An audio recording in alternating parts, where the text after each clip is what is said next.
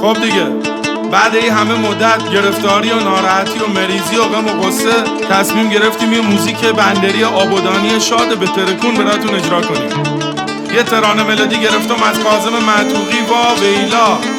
تنظیمش هم دادم سعید زمزم زده چه کرده سعید، نوازنده بودمون میلاد محمدپور عزیز گل کاشته و ای بنازم احساسان شرطی با این همون زده